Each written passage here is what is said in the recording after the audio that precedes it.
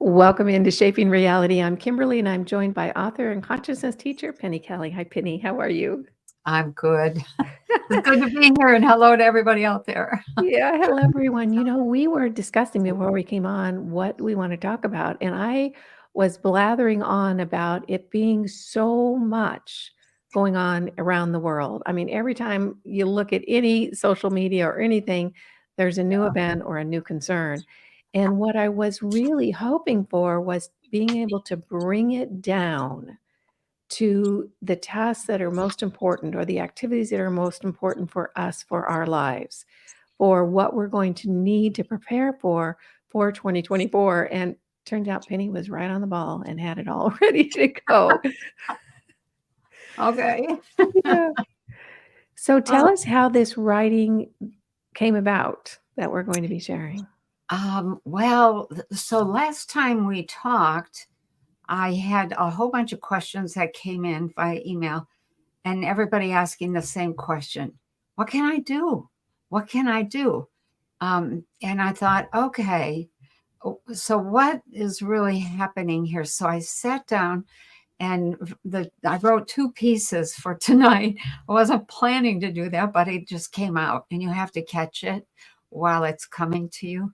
That's the discipline of writing. And so, what I realized was that if people are asking, "What can I do?" in order to make sure that they really understand what's going on, what's really happening. Um, I think it was, I broke it into 5 pieces. The first piece was like what's a summary. Hang on a second, I'm being called here.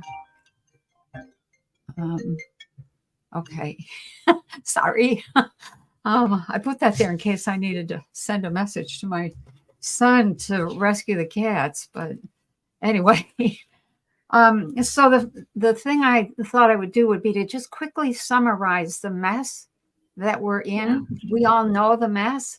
I really hated to say it all over again, but it's like, okay, if this is what we're dealing with, what's the next step? And the next step was really, we need to assess the situation.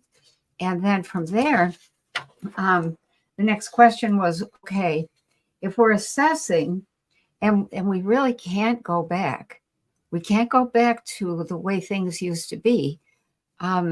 We can only go forward. How do we do that? And so the next thing was, okay, so what is it that's really happening here? And what's really happening is that there's a paradigm shift happening. And when you have a paradigm shift, that's a big deal.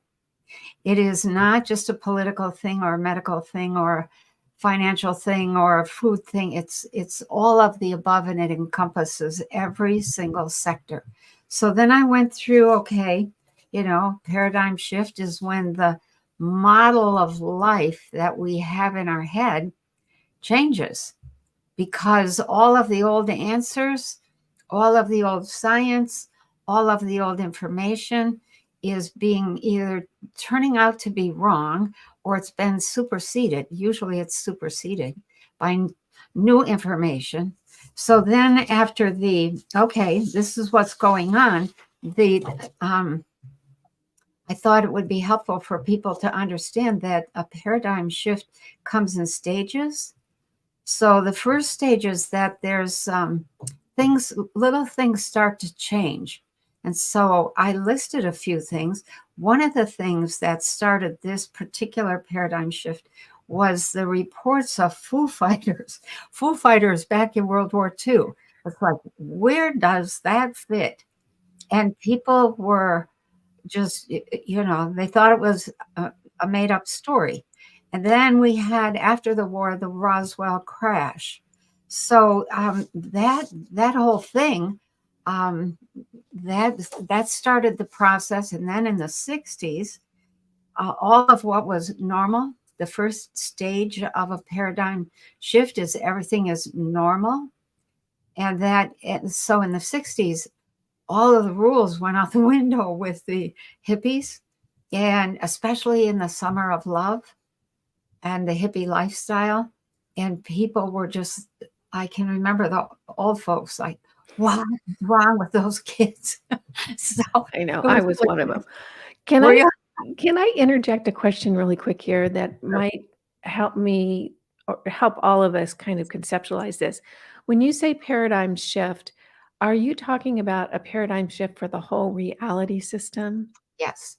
Okay, It's not just the US. It's okay. global. It's everything, all of Yeah, us. right. So, and when Okay. one country changes who they are and how they are, everybody around them has to change. It's like if somebody in a family suddenly becomes very wise or suddenly becomes decadent, all the dynamics of that family change. And the same thing happens on a global scale. And so we were in the normal stage. And then we started getting these little signs, stuff doesn't fit. And then there was also, and I forget what it was called. Maybe you'll remember. Um, Nurses were saying I could just put my hands on a patient who's in severe pain and the medication didn't work, and I can do this kind of a sweeping motion and they quit hurting.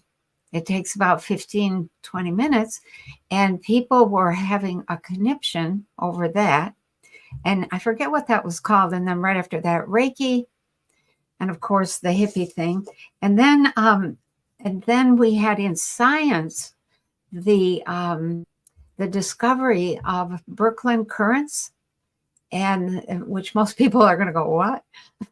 But it's a different way of conceptualizing space. Space was always thought to be a vacuum, and that is not true. Not even a little bit of a vacuum, or we'd all collapse in on one another. And then Hans Elfin came along with this plasma theory and said that there were huge currents, and that led to Walt Thornhill's electric universe theory, and that just started a whole bunch of stuff, which then led to the arguments over the Big Bang. And so those anomalies start to accumulate. That's the second stage. Anomalies accumulate. We can't explain those things using the old science or the old rules of normal. And we can't overlook it either because it's right there in our face. So Well, the anomaly, oh, go let ahead. me ask you, were the old rules were just made up to keep us in place? Yeah, yeah, you got it. And that's what people begin to figure out It's in a like we're paradigm seeing shift. behind the curtain. Yeah, and I don't know why we don't see behind the curtain all the time, because it's us making the reality the way we want. It isn't anybody or anything, it's us. And so it's like, okay, there's why are people surprised to find that that we're the ones making it up? We're the creators. Well, So it's it's fear. It's fear because if we don't play the game anymore, then we have to be personally responsible. well, yeah, but you don't get any power if you don't take personal responsibility. I know, but people don't get that. Okay. Okay. Yeah. Okay. So in the period, you got another question or should I continue? No, you can go. Okay. So in the paradigm shift, as the anomalies accumulate, things get more and more out of whack. And what is the response of the powers that be? Immediately, they clamp down. They start making all these extra rules. They start trying to demand censoring. They take away freedom of speech. They have all of these new laws that they enact. They start squeezing people. People are then they go from what I'm going to call skeptical to cynical to outright disrespectful. Yeah. And pretty soon the misbehavior and the lying and the cheating and the really, what would I call it? The really ugly demonstrations of that corruption that we've seen, that trickles down. We take permission from our leaders as to how we want to behave. And so as that corruption trickles down, it begins to corrupt us. And then the Okay. whole I becomes a I crisis. I understand that, and I can see that in some areas of the Yeah, population. I mean, lawlessness, disregard for, yeah, you know, civil, civility. yeah. However, I do think that some of us, it's the flip side. For instance, with me, I think I have to go above and beyond in Right. being polite and caring because there's so Yes. much opposite. So I have to go further to keep that civility going Right. And you in my do. area. If you want that in your world, in Yeah. your neighborhood, yeah, you have to do that. Mhm. Because if you join the corruption, it's not you're not going to get what you want, and you're going to get hurt usually. It's a race to the bottom. Exactly. Yeah. Yeah. So then as that crisis builds, the crisis is the third stage. So normal, and then anomalies, and then crisis. And that crisis results in a revolution. And and the revolution can be rough. It doesn't have to be bloody, but it can be really rough, because if there's an argument over what's right and what's wrong, if there's an argument over who's in power, people are like, okay, who can I trust? What do I where can I go? Where's safety, etc. And so we're right on the cusp of that revolution. And what happens is people who uh, have been part of the old system, the old normal, some people like yourself begin to wake up. And this is where the spiritual development comes in and is really amazing. In that crisis, there's an opportunity for people to transcend big stresses and to develop on purpose, because I said so. I'm, I'm going to become this way. I'm going to be that way, or I'm not going to do this. And that decision to be a certain way, what did you just call it? I have to go above and beyond, trying to be nice, trying to be kind, thoughtful. That becomes habitual. That changes your chemistry. So then now the corruption becomes really, the corruption becomes, it's like everywhere. It's ugly. And then there's this people scattered here and there that are looking at all that and saying, no, we can't go there. They hold the space for what's the fourth stage, which is resolution.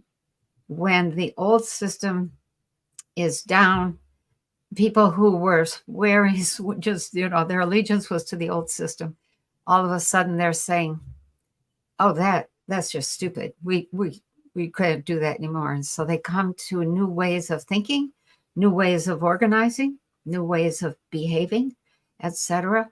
But between that revolution and that resolution, there's a gap. And that's what we have to navigate. And that's where I think we have to answer or ask the question, what can I do? And I just think that the question is not what can I do? It's what must I become? So you've already decided that in yourself. I'm going to be kinder. I'm going to go above and beyond. I want to have a certain reaction to myself and my presence in my world. I'm going to say these things and I'm not going to say those. I'm going to smile instead of frowning or pulling a gun. I'm going to be nice. I'm going to be thoughtful. I'm going to be patient instead of shouting and carrying on, acting like a fool. So not only are you holding that space for the new normal to arise, but you're helping people to like have something they can move toward, because everybody that's going to make it has to cross that gap. And that's where people are saying, I think, are instinctively afraid of what do we do? How do we handle this? And it really depends on what do you know? What have you been already? So that, there's all sorts of things that really, I think they're common sense things to me, but the first thing you have to do is in your own heart, you have to recognize that, okay, I need to be willing to work with others, maybe on a face-to-face basis, maybe on a voice-to-voice at least. But there has to be a certain amount of coming together, or the whole thing disintegrates. And the coming together is slow, slow, slow, boom. All Yeah. of a sudden, everybody's there, and the Yeah. majority get it. So the gap in a paradigm shift, if you're talking about science, that can be a decade.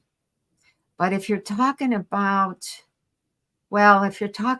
governmental systems and civilization, that can be a decade as well.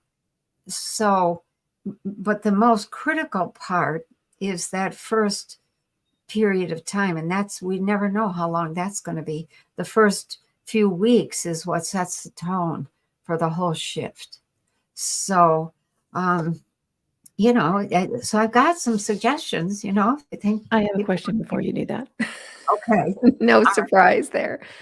Okay. There's a comment I want to make, and what I can say based on my experience, and maybe people in the chat Mhm. have had this too, and we can take questions if you have questions, and I'll monitor the chat. Okay. It seems like what we're going through has been very clarifying for a lot of people, and I know very clarifying for me personally about, what I want to participate in as a civilization, Yeah. who we want to be, how we want to interact with each other, because it's becoming so very clear how dark it can get if you Yeah. go down that road. And I don't want anything, I have no desire to even engage in that. Yeah. So that's the comment. And then the question is, and you've said this, and I guess I want clarity on it. I'm sure other people do. And you said the people that won't make it. What does that mean? Does that mean the earth is going to split and we're going to be in two separate reality systems? It's hard for us human brains to wrap our minds around how this actually settles out. Okay. So in one of the things I'm going to post this week, and it's the title of it is "What Can I Do?" I have a little story in there, and I had a friend who was in the military, and he was part of special operations, and we were having lunch at a restaurant, and this is a long time ago, and we have to figure out a way to get all these people into this new consciousness. We have to save all these people. And he's like, with this big old frown. And he didn't say a word. He just kept looking at me, and the frown just kept getting bigger. And finally I stopped. It's like, something's not right here. I'm getting a message that he thinks I'm crazy or something. And he said, look, you can't save everybody. You can't. The first thing he said was, wow, I would never take you on one of my missions because of you, we'd all end up dead. And I was like, what? And he said, you can't, you have to, I forget his exact words, but the message was, if somebody goes down, they're down. You keep going. If you stop to try to rescue that person, now there'll be two of you down because you're going to be a sitting duck. And I thought that was so heartless and so cold. And he said the mission is to make it, whatever the mission is. He said, in this case, it's to get to that new world. And I thought, oh, okay. So I was uncomfortable with that. But then a few years later, I was talking with another friend of mine, also in the military, way up there. And he said, you can't save everybody. What's the matter with you? And And I thought, okay, so then I had to get comfortable with that. So it's been a while, quite a while since those conversations happened. And what is clear to me now is we've already seen the first wave of deaths with the shot. We've lost a lot of people just with And that. it's accelerating. Yeah, Yeah. yeah, it is. And so, so the other thing in the piece that I did called the narratives, I had the old narrative and then the new narrative. And in the old narrative, which is the one we're still in at this moment, we have this whole push for transgender stuff. And what, as I was looking at the new narrative, I was realizing we're going to lose some people in the medical wars, and that's what we've already seen. And we're going to split in terms of population. Some are going to go with the transgender and technocracy path, and the others are going to go with the I don't know where this path is going, but it's more spiritual and it's in alignment with the unfolding of the full human potential. And that's what I want. And the people that do the transgender path are probably not going to make it. They'll make it for a while, but not for the long term. And that so we're going to lose some people there. So when you lose a whole bunch in the medical wars, and then you lose some in the split, you're left with a handful or with a few people who really get it. And when So you say lose them, will we not see them anymore? Will they phase into another? they'll likely not live anymore. Okay. All right. They're not going to be with us. Some Yeah. of them, of course, there is no death. Right. So They when you just leave transition. here, yeah, they go to another world and they go to a world that matches their thinking at the time of death. So it's you can go quickly. It's not advisable. Best is to go to one of the way stations and kind of get your bearings and figure out some things and very consciously and carefully choose your next life in order to learn in the best way possible for yourself, the most that you can learn. But some people, they're going to be gone as far as we're concerned. Yeah. And so that's really a hard thing to contemplate. And so, so here we are. We're going to have a lot fewer people, or some fewer. We don't really know how much.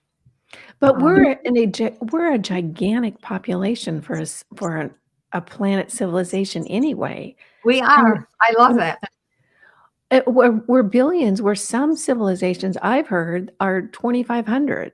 That's right. So it's True. like there are so many of us. We have so much power if we could just Right. pull it all Get it together. together. Yeah. I think the important thing for this such a big population is that there's enough people left when this kind of a split happens. A lot of people came here because they were aware that Christ consciousness, or what you might call Buddha consciousness, or higher consciousness, and a higher dimensional level of living was going to be a possibility. And they came for that.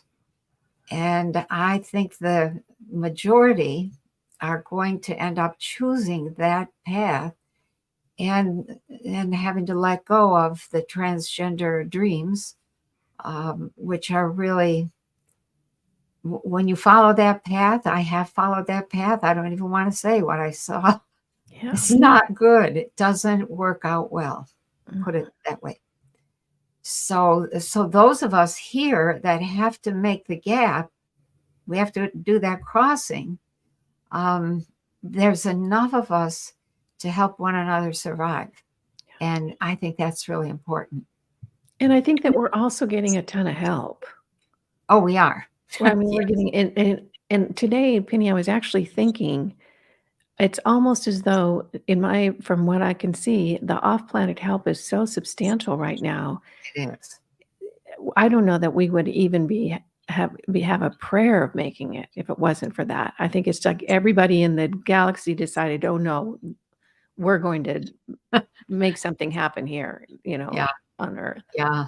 I agree. And some people, what would I call it? We call ourselves a colony. Okay, so Okay. some colonies only have 15, 20,000 people. And to come here and risk their motherships and their few population, that's above and beyond. How many people from your colony do you think are incarnated right now? Here, Mhm. somewhere between 4 and 5,000.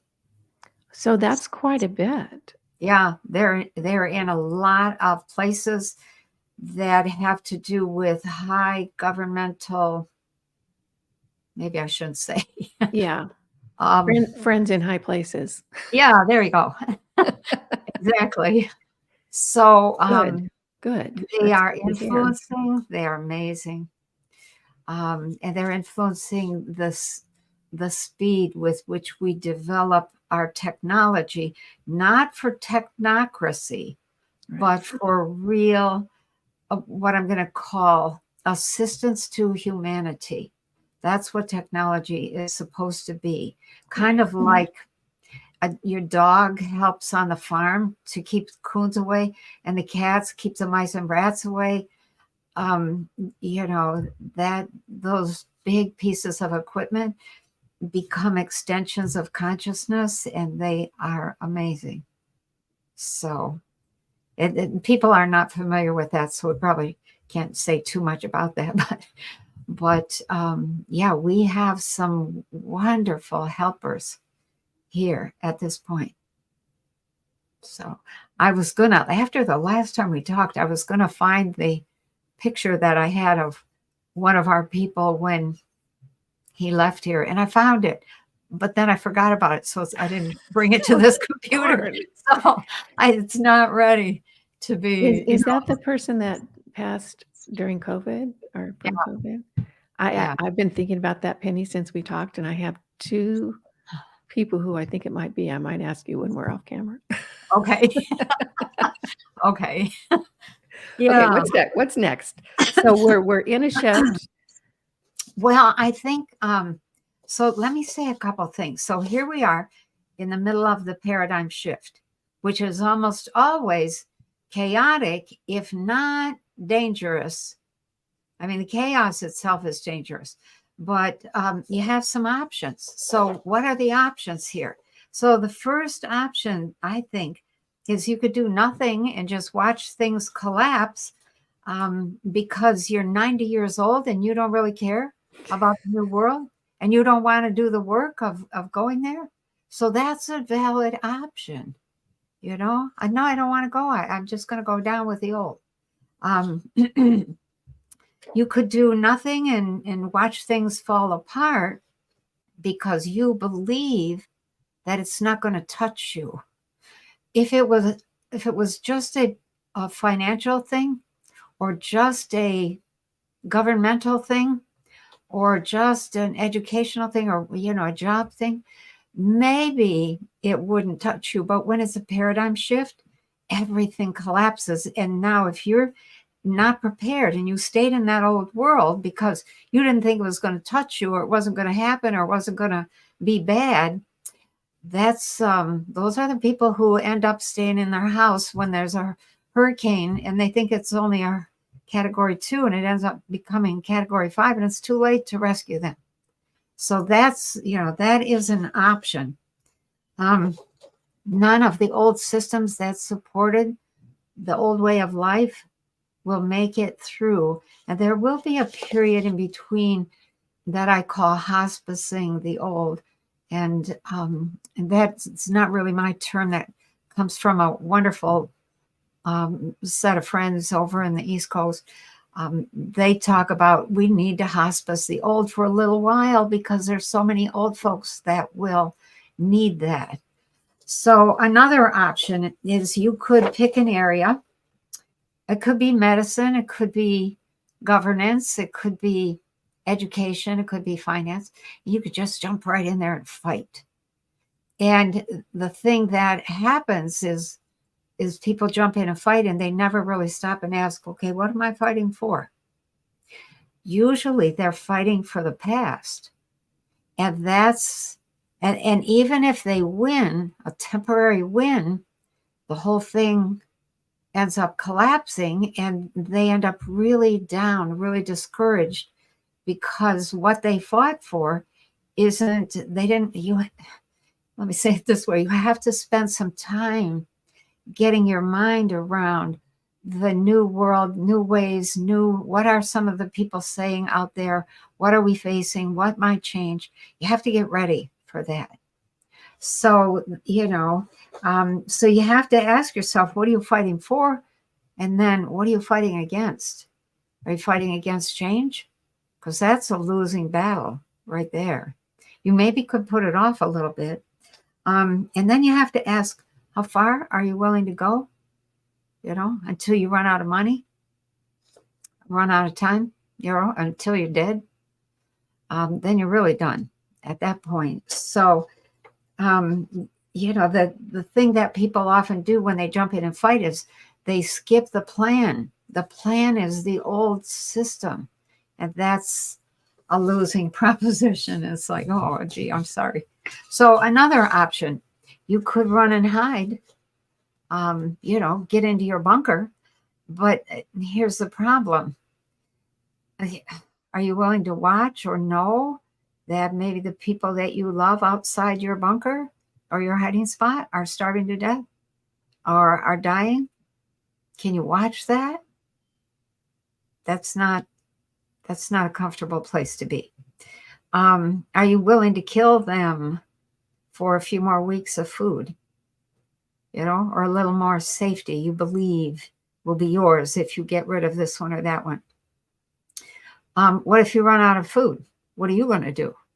What if you didn't plan for enough time in the bunker and you run out of food? Now you're out there fighting with everybody. So what if you run out of ammunition? If you've got a gun and you've used it on everybody and everything, and the fight is still not over, then what? So, and here's the biggest problem of all. And you wouldn't maybe know this if you haven't lived in northern Michigan. You get cabin fever after months and months inside, and the snow is 8 feet deep, and it just keeps on coming. And you can't drive anywhere. You just can't.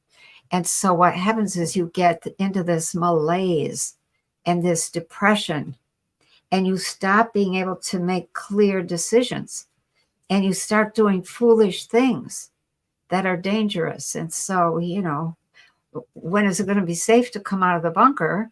And what are you going to do after that? What's the plan after that? You're just going to come out and expect everything to fall into place, or what? So, so maybe the option you decide on is you're not going to panic, and you're just going to devote your time and energy to looking and listening for signs that the new paradigm is coming into being. If you do that, then you have to be ready to let go of the past without any guilt. And that usually means letting go of some people, sometimes friends, children, animals. What are you going to do? Can you watch that happen? Can you let go of the past? So that whole world turns upside down and the new one comes up. You really have to have a little bit of food and water. And I use the example of the preparation can mean as little as having a couple of weeks worth of food and water to getting by without electricity for a little while, a week or two, to being ready to deal with gangs that are trying to get what they need by stealing from others, to all-out war in your city, your state, or your nation. So the question then becomes, are you in a location that you feel is safe from food problems, gang problems, water problems, and a collapse of law and order? And so the question really becomes not what can I do, but what do I have to become? And that means having a whole new way of looking at the world.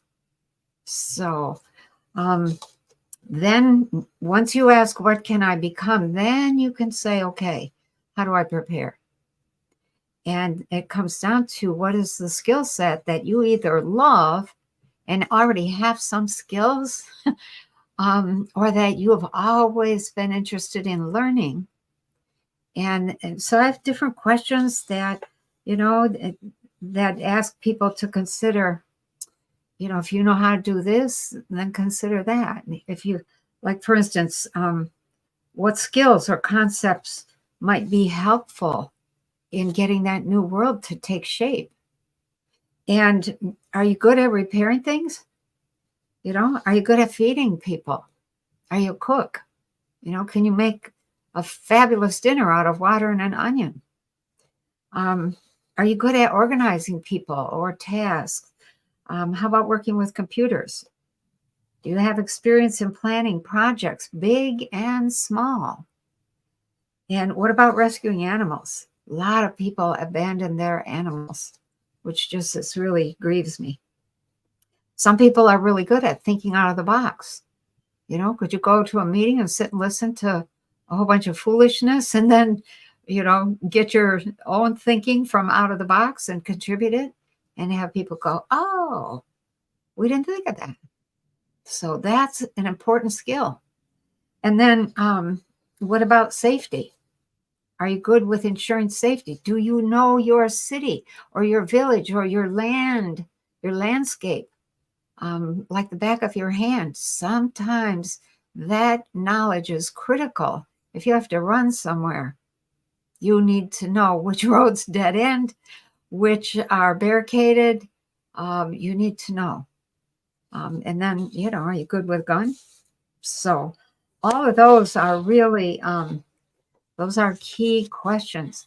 And then other people are really good with, what do I call, like helping people who have suffered big psychological shocks. Those, sometimes people just come apart and all you can do is comfort, period. Do you know how to build things? We're going to have to rebuild, I think, almost everything. So knowing how to build is really a critical thing. And then, so those are questions to ask yourself for preparation. And then I get very specific. What about the body? The place to start when you ask, what can I do? You start with your body, because if you're not able-bodied, you might be willing, but if you can't run and you can't carry stuff and you can't get up and down stairs and you can't bend over, nobody's going to carry you and run or carry you up the stairs, especially if you're 50 pounds overweight, which most people are. So you start with the body, you get healthy, you learn to do some detox. I think that the magic of starting with the body is that you get more energy and you get this feeling of, I can do this. You get more clarity too. Yeah. Yeah. And there's a feeling of being a beautiful person again. If you let yourself go, it's a long way back, but by gosh, it typically only takes a year or two. And if let's say, I know quite a few people that are 100 pounds overweight. When you lose that much weight quickly because there's no food, you are in danger of overwhelming your entire system and you're going to go down. So if you've been a smoker and all of a sudden you can't get your cigarettes, your body goes, wee, let's get rid of all this crap that we stored. And you're likely to get some kind of cancer because the body is trying to shovel out and you don't know how to help it. So knowing how to do detox, a whole bunch of different kinds of detox, that's really critical. A Yeah, little and exercise. if you're confused about detox, Penny has a book called Getting Well Naturally. Oh, yeah. You can get it on Amazon. Has a long list of detoxes. I've done them all. They're great. Yeah. Yeah. They restore, they regenerate people. So, Well, someone mentioned in the comments it's getting a little dark. okay. Okay. It's Which it not is. meant to be dark. It's meant to be like, okay, how do I prepare? What can I do? Well, and And it seems go like, ahead. bringing it down. And when during the look-see, you talked about how the sheriffs wanted to meet with the president, the current Yeah. resident, and he wouldn't meet with them. And one sheriff said, "You're really on your own now." Yeah. And we can see that in some cities across the country that they're no longer going out on certain calls. They're routing you to a phone system when you have an issue. I think that was in Chicago. That's not going to get better Oh, for the near future. That's only gonna get worse yeah. by design. So the best thing that we can do is bring our needs down to Yeah. make sure that we have, in our little world, what we are going to need for probably at least a few weeks, maybe a few months. Yeah. And, for me, I've got food, I've got water, and don't forget, I have months worth of food for my pets, months and months, Absolutely. Yep.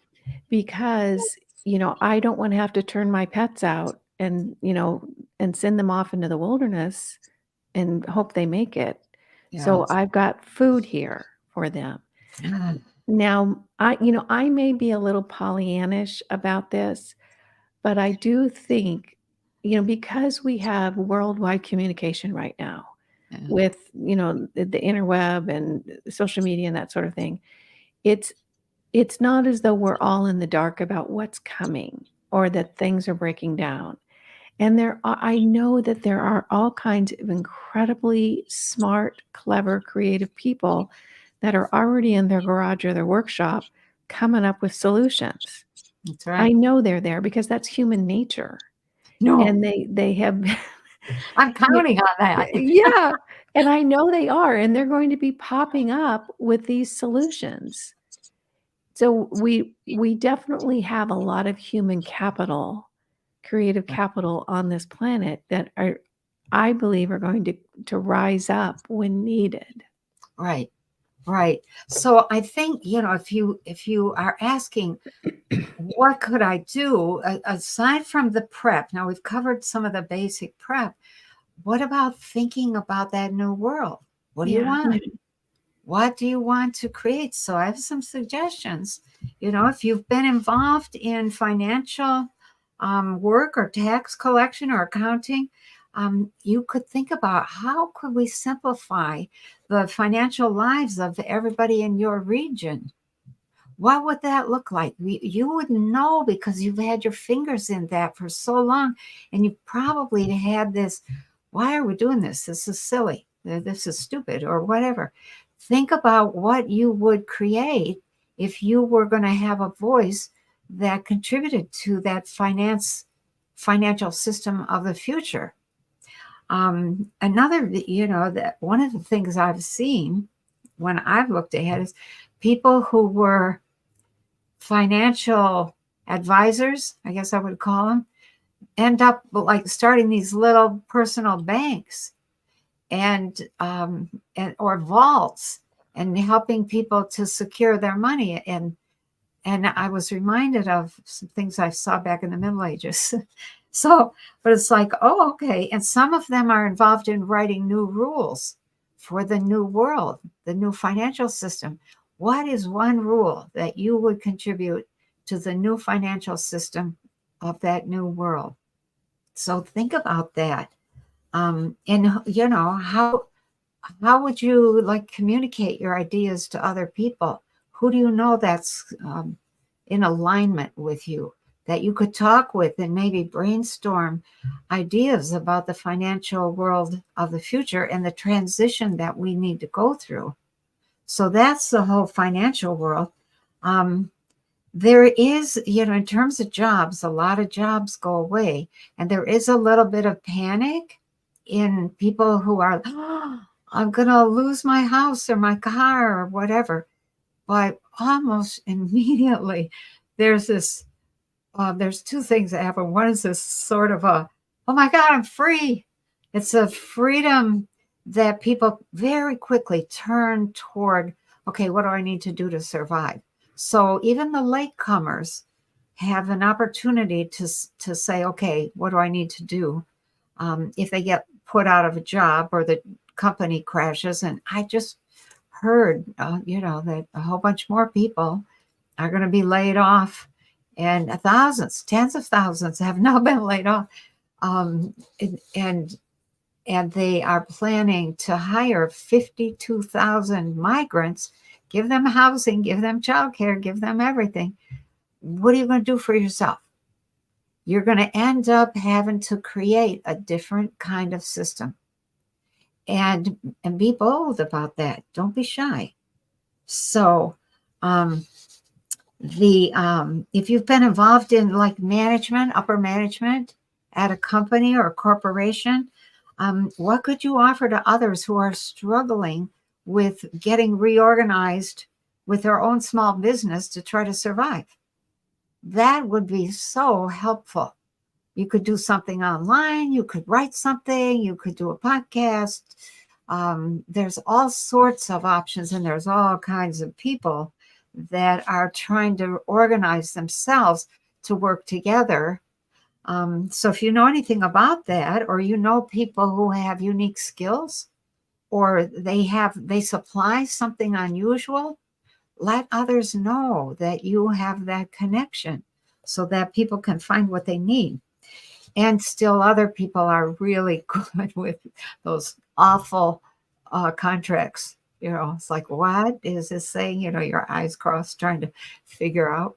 Are you good at reading those contracts and understanding what the implications are? That's something you could offer in that new world. So in the absence of jobs, people really end up doing what they love. And that makes for, it was an ungodly, no, it was a very godly blossoming of creativity and this sense of, oh my gosh, I've wanted to do this all my life and I didn't think I could afford it. But now that the whole system collapsed, I can afford to do it. And it'll make me some money and help me get through. So there's that whole thing. So if you're going to have a small business of your own, think about what would you charge? Where would you get your supplies? What else? How would you deliver your project? You wouldn't necessarily maybe want to go international, but certainly you would want people in your neighborhood or your region to know what you have. And so think about how you would do that and what kinds of things mental things and emotional things you could put in place to help make that new world run smoothly. So that's a critical piece. Education. If you have been a teacher, it isn't clear yet which way education is going to go. And it depends to a huge extent on the, what I'm going to call the internet. No, baby, get down. If the internet is still up, teachers who have been teaching online take off like a shot. They are in their element. They still have to think about, how do I keep track of who I've taught and what they learned? Some kind of record keeping. Think about what you would charge if you were teaching online for yourself as a business of your own.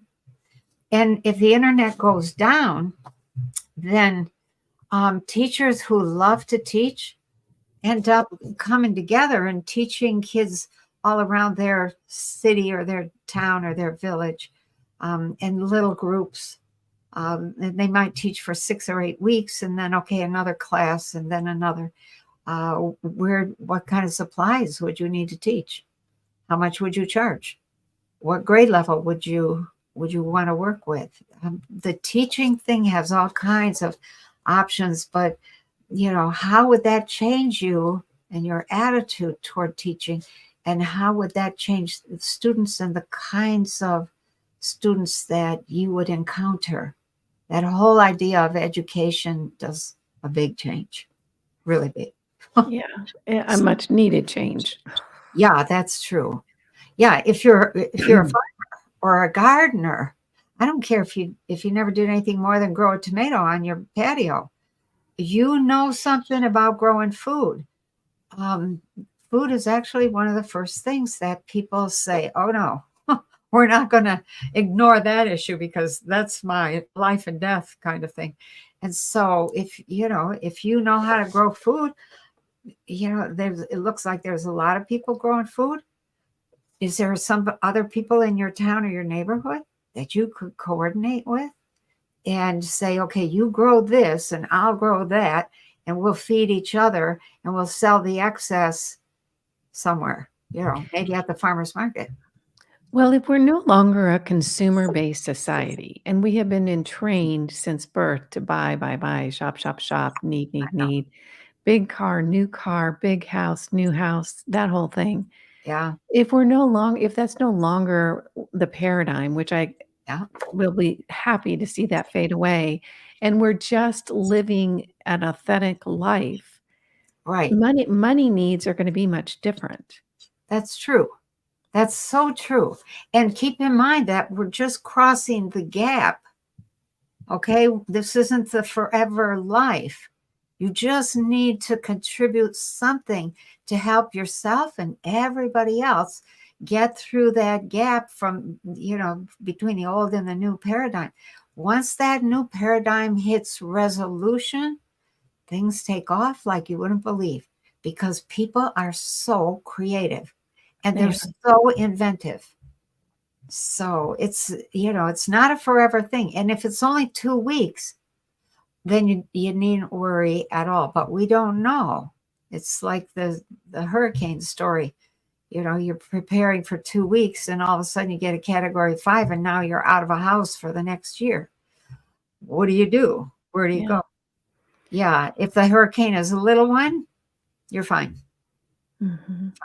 So let's bring it down. So definitely water, Yeah. source of food, think about your pets, community, maybe a community meeting, Oh gosh. a Yeah. meeting in your neighborhood, just having a conversation. And you don't necessarily have to go in with, the world is ending and all this. Oh no, that's not You can go in with just if there's an emergency, let's all know each other. right. Let's find out what your skills are, what you're good at, just Yep. so that we all know if there's, a time that we need to work together. That's right. That is so important and it's so easy and it's fun. You get to Mhm. know some people. If you're a Krabby Patty, you can still go and sit quietly. You don't have to say anything, but you can watch and you can feel like you're part of something. That's very, very important. So, yeah, the community piece, that's a critical piece. Are you in a town or are you out in the middle of nowhere?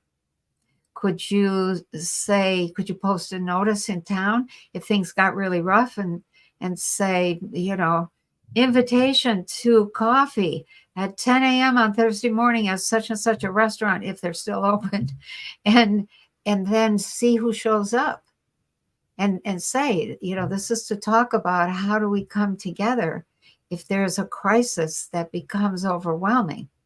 If there's no crisis, we'll just enjoy getting to know one another. And you will enjoy getting to know one another. So there's a lot of really wonderful things. And I think one of the things of the crossing that is kind of like a bonus, when you get to the resolution phase, and now all sorts of people are excited. They've made it. They're a little bit exhausted at first, but they're like thrilled that they actually have that the corruption is over, and you know they're done mourning about the past. There is this feeling. I think we talked about it last time a little bit. Like after you get a divorce, you you know, Freedom. yeah, you get a divorce and it's and you're all sad and weepy, and then one day you wake up and say, "Oh my gosh, I think I'm going to redo my hair. I think I'm going to rearrange the living room. I think I'm going to try this new diet, or I think I'm gonna," and you start trying new things. We do the same thing with this new paradigm, and this new paradigm, if we can keep it on a high level of consciousness, we're going to say to ourselves, what took us so long? Yeah. Why And did I we worry? and I think the giddiness Yeah. about realizing all that we can accomplish when we're not being held down, Oh, it's gonna be so amazing. yeah, it is. It really is. Ouch. No, no, get down. Is your cat attacking you? Yeah. Yeah, she wants me to go and feed her or do something. She's been gone all day.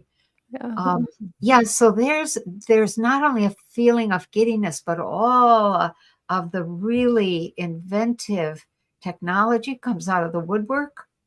All of the people who have always wanted to have a voice in like local governance stand up, and they are interesting. They have different kinds of ideas, and we come away going, oh wow, I really like that. You begin to see who's thinking ahead and going, wow. So you see what the potentials are, and the potentials are enormous.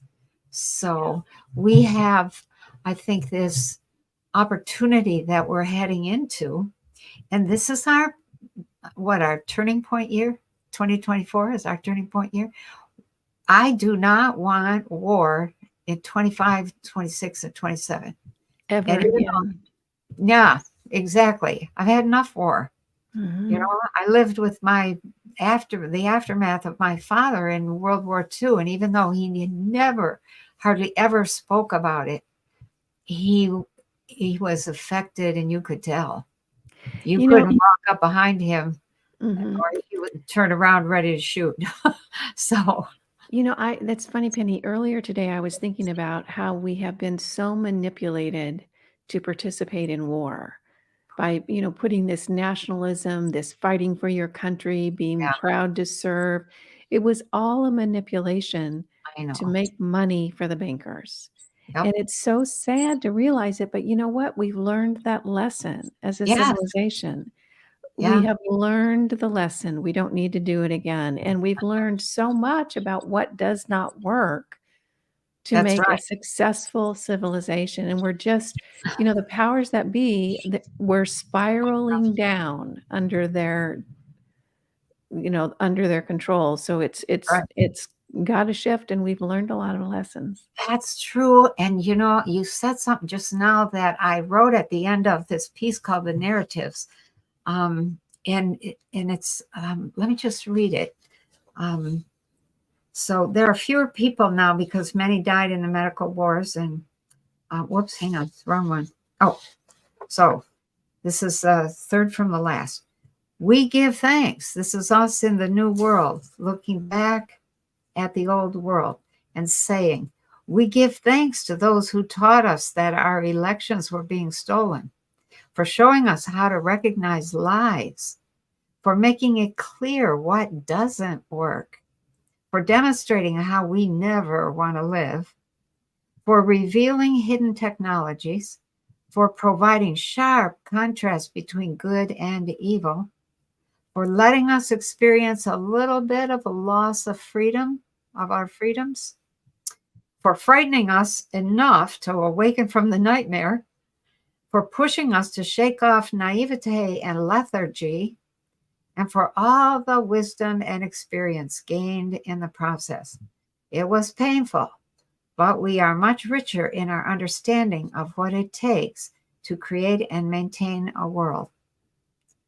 So we are Beautifully said. we're learning so much. And and I think, there, as I was writing this, it was coming to me, I was like, thank you so much for you people who took those roles and allowed us to rain crap and corruption and anger and hatred on you. I'm sorry. I didn't mean to do that. That kind of thing. Because the things that we have been shown are invaluable Mhm. in terms of that new world that we want to create. I Yeah. don't think we'll be suckered again, at least not for 5 generations. No, we're gonna stick with this one. So stay flexible, take care of yourself first, Yeah. meet your immediate needs, and hang in there, and there's beautiful Yes. things to come. Yeah, there are. And I think beautiful people as well. We are going to come into a time when we understand the body, how we are, how we're made, how we operate. And as that understanding takes root, there's going to be a lot of healing. And once that healing occurs, there's this really deep joy, this quiet patience, this quiet love, this fierce kind of will that comes out of us. And that makes for a very wonderful world. So we're coming there. We're going there. We're almost there. Some of us are. So, Beautiful wrap up, Penny. Thank you so much. We're uh, past the hour. This has been a wonderful conversation. Thank you for sharing. Do you have any last thoughts? Or that last little bit was perfect. I think a couple things that I would say um, would be that we can prepare, we should prepare, and we should prepare with love, not with fear, with this gusto, not with a sense of dread. So, get yourself ready. Do something that symbolizes, okay, I'm making a change. And maybe Some, look at it like preparing for a journey. there you go. You're Yeah, packing your preparing. bag. Yeah, preparing for Yeah, a journey. there you go. Okay. Yeah. I think we're coming together, not, well, maybe not as one mind, but sort of one mindedness, but much more importantly, with one heart. And that I kept seeing this heart, this huge heart glowing in the middle of the US, and this feeling of that's us. Oh my gosh, I think we did it. That's us. So even though it looks like the US has restructured itself, we're all still working together. It's a little bit messy there for a while, but it's a beautiful restructuring. And what I thought was beautiful about it was that everybody gets taken into account. Every region, every locale is important. So, Thank you, Penny. yeah. Okay. I guess we'll call it good for today. Yeah, and thank you everyone for joining us. This has been Shaping Reality. We kind of do a little recap every month after Penny's Look-See Yeah. and talk about the best way to move forward and things we might want to think about. So thank you, Penny, for your time Yeah. tonight. Okay. Thank you, everybody. Love you. Take care of All right. yourself. All Bye-bye. right. Okay. Bye bye.